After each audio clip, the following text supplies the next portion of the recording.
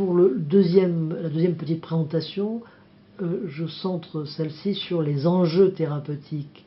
de la photobiomodulation et plus particulièrement de ces enjeux en cancérologie. Ça, c'est un exemple parmi d'autres. On pourrait parler de la kinésithérapie, de la rhumatologie, de la dermatologie, de la neurologie,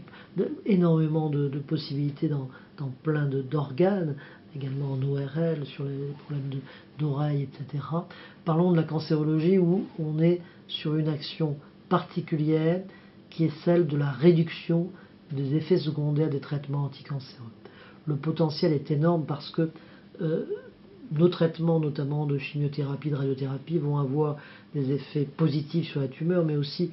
un effet négatif sur les tissus sains. Et il n'y a peut-être rien de mieux que cette action de la photobiomodulation pour réduire ces effets négatifs sur les tissus sains, avec un puissant effet anti-inflammatoire qui était à la base de la plupart de ces effets,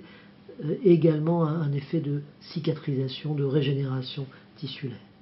On dit même en cancérologie que la moitié de nos indications de corticoïdes pourraient être éliminées et remplacées par la photobiomodulation. Ça a été dit dernièrement dans un congrès important et c'est un des avenirs peut-être les plus enthousiasmants de la photobiomodulation qui est de remplacer les corticoïdes en traitement anti-inflammatoire dans de très nombreuses situations. En cancérologie, un groupe de travail international a été mis en place que l'on coordonne et qui, pour l'exemple simple de la cancérologie tête et cou, rien que sur cette partie-là du corps, on a une bonne vingtaine d'effets possibles qui vont être testés dans des séries, dans des essais thérapeutiques sur nos différents hôpitaux. La mucite buccale et pharyngée, c'est la plus connue et c'est maintenant un traitement de base de cette mucite en hématologie, en cancérologie. C'est le traitement qui a le plus d'évidence-base de tout ce qui existe en médecine pour ces problèmes de mucite. Mais il y a aussi les dermatites, épithélites dues au rayon ou à la chimiothérapie, les problèmes de lymphœdème, les problèmes d'ostéoradionécrose, de nécrose mandibulaire liée au biphosphonate, les problèmes de fibrose, de xérostomie ou sécheresse buccale, de trismus, le problème d'ouverture de la bouche après radiothérapie, des problèmes de dysphagie, difficulté à avaler par les fibroses, problèmes de changement de voix, de perte d'audition, de perte de goût, et également tout ce qui est lymphœdème qui existe aussi en kinésithérapie, mais en cancérologie, ce lymphœdème post-traitement est également très important à prendre en charge et la photobiomodulation pourrait permettre de réduire significativement cet effet secondaire. Donc ce potentiel, vous voyez, rien que dans une spécialité est très important et aujourd'hui on est en train de mettre en place dans chacune de ces indications des protocoles qui pourraient être efficaces parce qu'on utilise effectivement les rayonnements qui ont montré une efficacité, mais que l'on va utiliser pour chaque situation avec les bons paramètres, c'est-à-dire la profondeur adéquate de traitement, le débit de dose,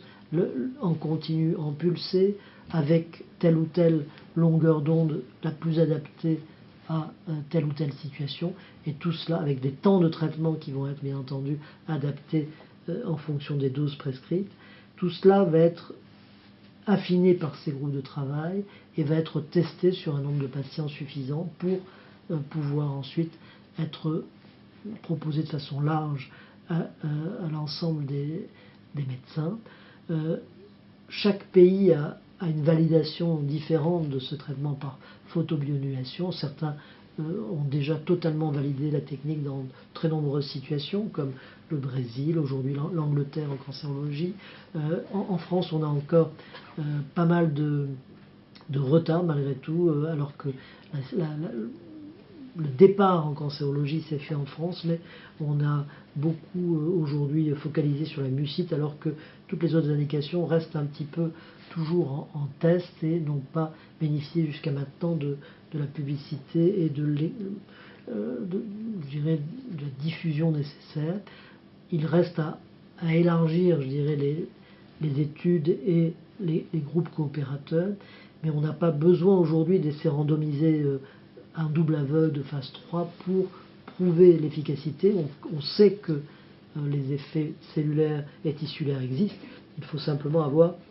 les bons protocoles et une simple série de patients suivis de façon continue, comparée